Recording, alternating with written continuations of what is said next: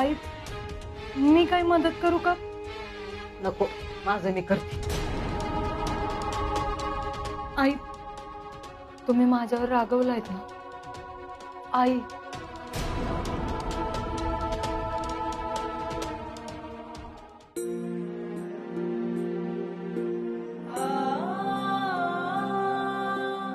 आई कधी आपल्या मुलाशी बोलणं सोडते वय का तिचं प्रेम आटतं? आई मला लहानपणापासून ना आईचं प्रेम मिळालंय ना आजोळची माय. मी खरंच लई नशिबान आहे की मला तुमच्या रूपात आई मिळाली आणि तुम्ही आहे की अशा रुसून बसल्या. प्लीज माझ्याबद्दल असा राग धरू नका. अगं पोरी, तुझ्यावर राग धरायचं काय कारण आहे? तू मनानं लई चांगली आहेस ग. पर कुठं कावा थांबायचं ना हे बी कळालं पाहिजे. तू इरूला लोकांच्या मैत्रीला ये म्हणून सांगतीयास, आशान तो राजकारणात गेला म्हणजे? आई पण वीरूने तुम्हाला शब्द दिलाय ना की तो राजकारणात कधीच येणार नाही म्हणून. मग तुमच्या मनात परत परत तोच विचार का येतोय? अगं पोरी, राजकारण हे आपूसारखं असते अगं. अगं एकदा का त्याची सवय लागली ना तर कशाचं भान राहत नाही. चांगल्या माणसाचं राजकारण नाही. पण आई अगं पोरी, या राजकारणानं या घराचा करता पुरुष घालवलाय ग. अगं जवळ आपण आपल्या जवळचं काय गमवत नाही ना तवर आपल्याला त्याची झळ नाही लागत पोरी. अगं आयुष्यात एकदा पोळून घेतलं म्हटल्यावर दुसऱ्यांदा विचार केलाच पाहिजे ना. या राजकारणातून कुटुंबाला काहीच मिळत नाही. मिळतो तो फक्त मोठेपणा. या मोठेपणाची हाव समजसने असते अगं. आता आपल्या घराला एवढा मानपान हाय, एवढा मोठेपणा हाय म्हटल्यावर अगं अशा मोठ्या घरात समध्या लोकांनी जुळवून घेता आलं पाहिजे ना. इथं प्रत्येकाची तरा वेगळी असते. आता तू असा कांचनच्या बाबतीत खोळसळपणा करायची काय गरज होती? आई पण तर नाटक करत होत्या. अगं तिनं नाटक केलं म्हणून आपण ते समध्यांच्या समोर आणलंच पाहिजे का? म्हणजे तुम्हाला हे सगळं माहित होतं? अगं पोरी, कवा कवा काही गोष्टी माहित असून बी माहित नसल्या की दाखवावे लागते. ते कुटुंब सांभाळताना ना प्रत्येकाच्या कलाने घ्यावं लागतंय. आपला अहंकार बाजूला ठेवून वागावं लागतंय. हे जर तुला जमलं ना तर तू हे घर चांगल्या पद्धतीने सांभाळशील बघ. थोडं अवघड आहे घे वागणं पोरी. तू ठरवलंस ना तर नक्की वागशीलास. आई आता तुम्ही एवढ्या प्रेमानं मला समजावलं आहे म्हणल्यावर मी ते जुळवूनच घे. तुम्ही काळजी करू नका. मी हे घर चांगल्या पद्धतीनं सांभाळेन. आणि आता माझी आई माझ्या सोबत आहे म्हणल्यावर मला चिंता करायची काय गरज? मी तुझी आई हाय म्हणूनच कायम तुझ्या सोबत आहे. बर जा आता. दुसरा काय विचार मत आणू नकोस. जाऊन झोप. वय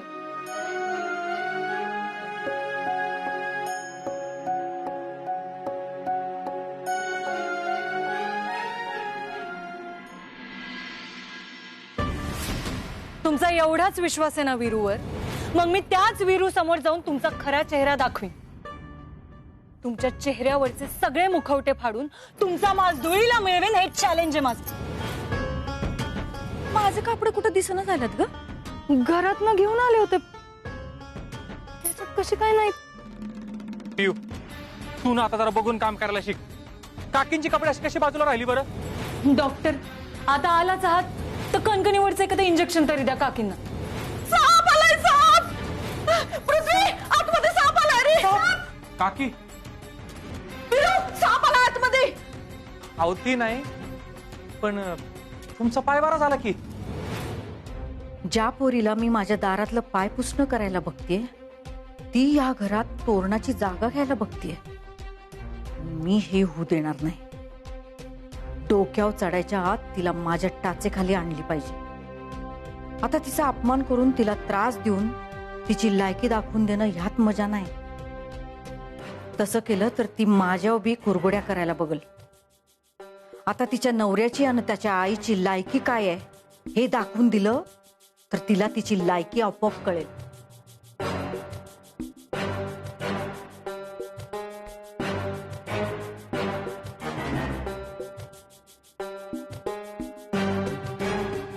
दीपा, अगे दीपा, वायस पाणी आण बाई प्यायला.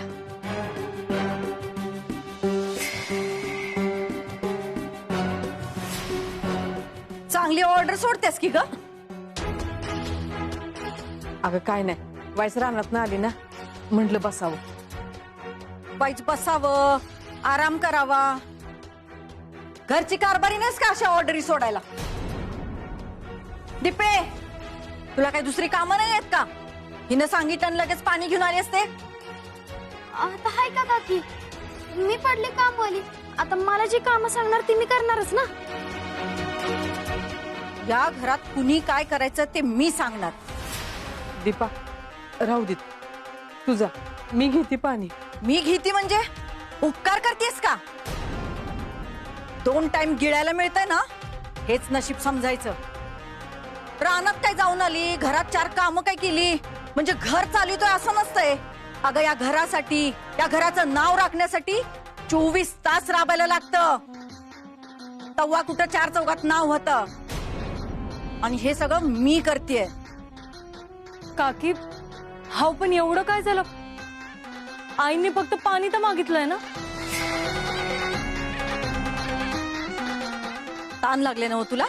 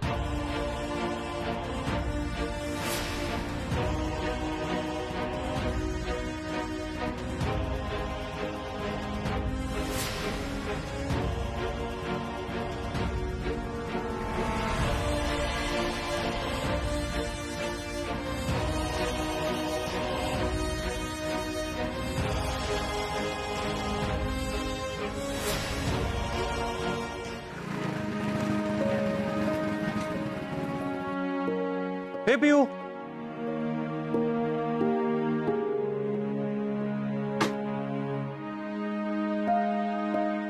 काय ग एवढं नातात कुठे निघाल्यास? वीरू, हे काय चाललंय? काय झालं? या घरात काकी म्हणतील तसंच सगळं चालणार आहे का? पियू, काकीचा तुझा वाद झालाय का? अगं मी तुला सांगितलं. माझा कुणाशीच कायच वाद झालेला नाही, पण काकी जे काही वागतायत ना ते लई चुकीचं आहे. काय वागले तर? वीरूला हे सांगितलं तर त्याला पटल का? आणि नाही पटलं तर पुन्हा त्यामुळे घरात वाद व्हायचं. अगं बोल की.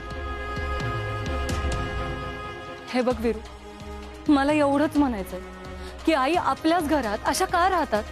घरातली सगळी कामं त्यांनी करायची, काकी जे काही म्हणतील ते सगळं ऐकायचं. मला नाही पटत हे. पियू, अगं आईचा स्वभाव आहे हा. हा नाही म्हणते की उगाच शब्दाला शब्द वाढला ना की वाद होते ती. अरे मग काय दुसऱ्यांनी जसं वागवलं तसं वागायचं का त्यांनी? हे बघ पियू, हे घर जोडून राहावं ना म्हणून ती कुणाला दुखवत नाही. मान्य आहे, आई कधीच कुणाला दुखवत नाही. आई दुखावल्या जातात ह्याचा कोणी विचार केलाय का कधी? आणि हे घर जोडून ठेवण्यासाठी का आईनेच नेहमी पुढाकार घ्यायचा? ही जबाबदारी प्रत्येकाची आहे आणि प्रत्येकाला ह्याची जाणीव व्हायलाच पाहिजे. तू म्हणतेस ती पटतंय मला. अगं पियू, पण नाही वीरू, मी प्रत्येकाला ह्याची जाणीव करून देणार, मजे देणार.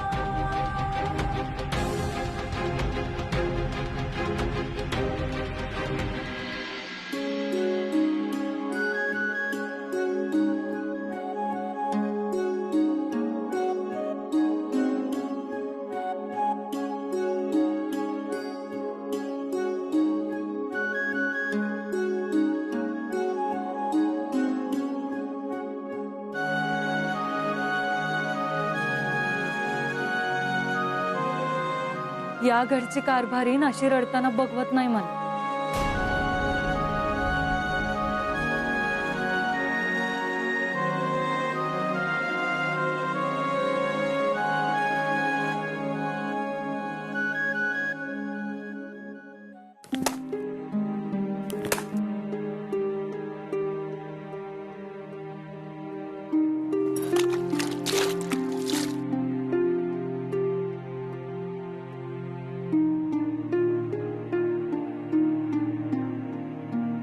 आई, अहो या घरातल्या सगळ्यात मोठ्या तुम्ही आहे आणि तुम्हीच अशा रडताय. तुम्ही का नाही बोललात त्यांना? अगं मी तिला बोलली असते ना तर तिनं मनाला लावून घेतलं असतं. अहो आई, म्हणून काय असा अपमान सहन करत राहायचा? जाऊ दे ग, आपल्यासाठी हे घर महत्वाचं आहे का हे मान आणि अपमान? आई, आपल्यासाठी जेवढं हे घर महत्वाचं आहे ना तेवढाच तुमचा सन्मान. मला नाही त्याचं कौतिक. आणि कांचन जी काय बोलली ना त्याच बी मला काय नाही वाटलं. मग डोळ्यात पाणी का आलं तुमच्या?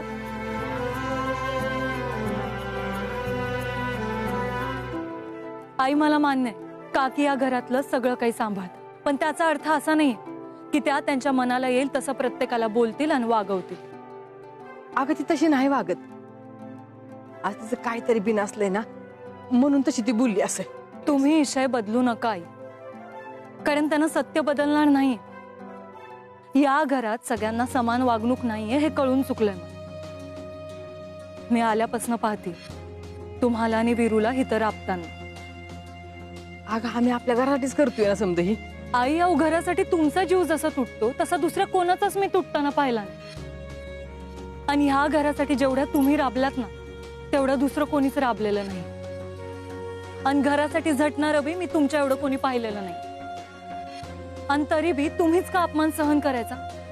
आणि ते बी दीपा आणि निशाताई समोर. अहो उद्या चालून त्या बी तुम्हाला बोलायला लागल्या म्हणजे त्याचं काही नाही. आता हितनं पुढं तुम्ही कायच काम करायचं नाही, म्हणजे कोणी तुम्हाला बोलण्याचा प्रश्नच येत नाही. अगं काम करायचं नाही तर मी मग काय करायचं? आराम करायचा. आजवर केलत ना तुम्ही सगळं. आता हितनं पुढं जे काही असेल ते मला बघू द्या. हे काय?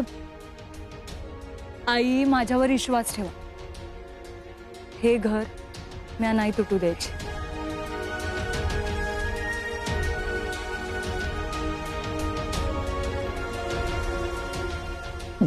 चल मी रानात जाऊन येते.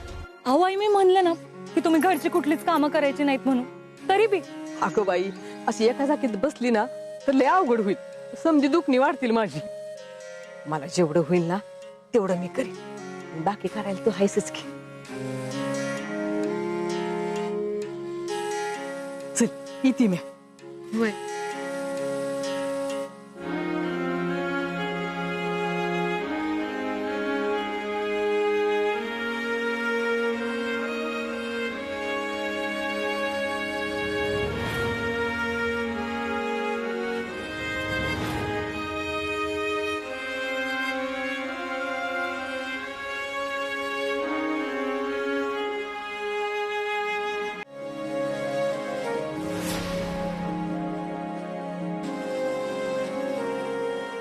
ह्यो रक्तानं माखलेला शर्ट कोणाचा आहे?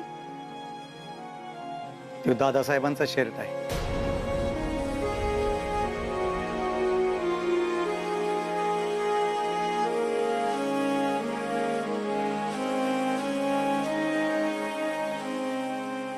मामा, अहो ते आई तो शर्ट घेऊन ते मगाशी तिथं बसल्या होय ना?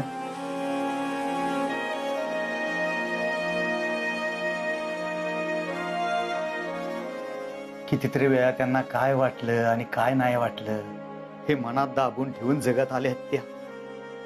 मनाचा बांध मोकळा करायला एवढी एकच तर जागा आहे त्यासनी. कितीतरी माणसं या घरात हक्काने यायची जायची आणि या घरात येणारा प्रत्येक माणूस या माऊलीच्या मायेनं भरून पावायचा. पण मग मामा, हे सगळं चित्र बदललं कधी? तो काळा दिवस उगवला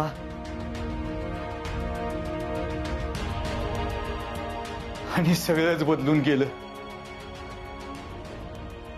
होत्याचं नव्हतं झालं. या घराची कारभारीण मोलकरीण झाली.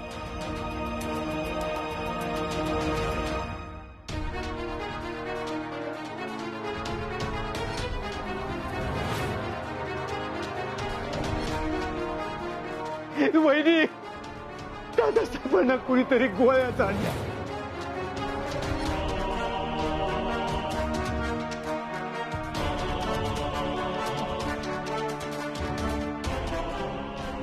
आणि सगळं चित्रच बदलून गेलं.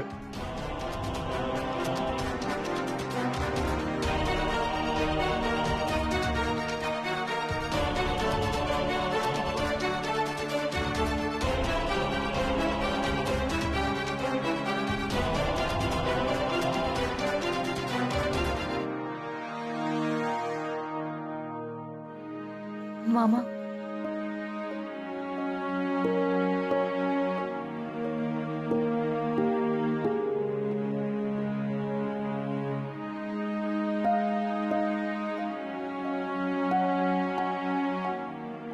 सुनबाई, मी या घरच्या प्रत्येक घटनेचा साक्षीदार आहे.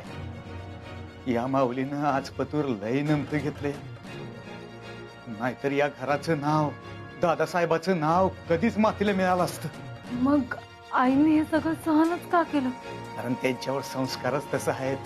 अहो, तेव्हा सगळा देश इंग्रजांच्या विरुद्ध लढाई लढत होता आणि इकडे आपल्या भागात वहिनींच्या वडिलाच्या नावानं इंग्रज चळा चळा कापत होत. पण मग आईकडे तर कधीच कोणी ये जा करताना दिसलं नाही. नाही, वहिनी साहेब त्यांच्या घरात सगळ्यात लहान. त्यांचे सगळे मोठे बंधू गेले. आता त्यांची भाची मंडळी आहेत, पण एवढा संबंध नाही. आणि जोवर संबंध होता ना, तोवर त्यासनी वहिनी साहेब इकडची एक सुद्धा गोष्ट कळून देत नव्हत्या. या घराला सर्वस्व मानलं त्यांनी. या घरासाठी त्या एवढ्या राबल्या आणि अजून राबतायत. म्हणजे आई एवढ्या मोठ्या घरातल्या असून बी तिथं अशी कामं करतात. होय पोरी, आणि याच गोष्टींचा फायदा काकींनी उचलला. होय. पण मग मामा, मला ह्यात एक गोष्ट कळना झाली की काकी का असं वागतात. त्यांना हे सगळं मान सन्मान पाहिजे ना, म्हणून. हो, पण त्यांना मिळतोच की सगळा मान सन्मान. आणि जर सगळं काही त्यांनाच हवं असेल तर ह्या दोघांनी इथं राहून अपमान सहन करण्यात काय अर्थ आहे? कारण वहिनी साहेब हे घर सोडून जाणार नाहीत. कारण त्यांनी त्यांच्या सासऱ्यांना म्हणजे तात्या साहेबांना तसा शब्दच दिलाय. आणि हे दोघं जर घर सोडून गेले तर कांचन वहिनी रस्त्यावर नाहीत काय येणार. म्हणजे काय नाही, समजेल तुला नंतर. नाही नाही मामा, जे काही असेल ते तुम्ही आत्ताच मला सांगा. पोरी, तू कुणाला सांगणार तर नाहीस ना? ही गोष्ट मी कुणाला बी सांगणार नाही.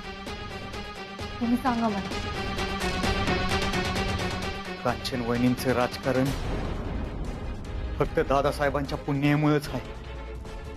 त्यांच्या मुलाला आणि बायकोला जर बाजूला काढलं तर यांना गाडीची किंमत मिळणार नाही.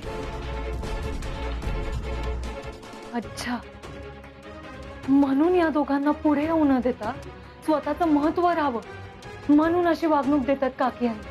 आता तुला कळलं बघ बराबर. पण हे ह्या दोघांनी कळत नाही ना. अगं पियू, हे सगळं घर, जमीन, अगं मालक आहे. कारभारी या घरचा तुझा नवरा विरू कारभारी आहे. काय? वय दादासाहेब गेलं ना, तेव्हाच ही सगळी प्रॉपर्टी विरूच्या नावावर झाली या. आणि तीच संपत्ती काकींना त्यांच्या नावावर करता येईना. हीच तर अडचण आहे. ती कशी करून घ्यायसाठी यासाठी ती प्रयत्न करते या. त्यांना यासाठी दोनच पर्याय आहे. एकतर विरू नंतर ती पृथ्वीच्या नावावर होणार, नाहीतर विरूनं ती त्यांच्या नावावर करून द्यायची. आता विरूचं लग्न झालं त्यामुळे पहिला पर्याय संपलाच. आणि आता दुसरा राहिला पर्याय एकच. म्हणून ती त्याच्याशी गोड बोलून, त्याला फसवून, काय बी करून ही सगळी प्रॉपर्टी त्याच्या नावावर करण्याचा प्रयत्न करतात. आणि आई साहेबाचं सगळं दागिनं, सगळं महत्वाचं ऐवज काकींनी कुठं ठेवल्या त्यांची त्यांना माहिती, आणि ही दोघं बी त्यांना काय सुद्धा विचारत नाही. मामा, तुम्ही काय बी काळजी करू नका. सगळं काही पहिल्यासारखं होईल. माझ्या नवऱ्याचा आणि माझ्या सासूचा हक्क मी त्यांना मिळवून देणारच.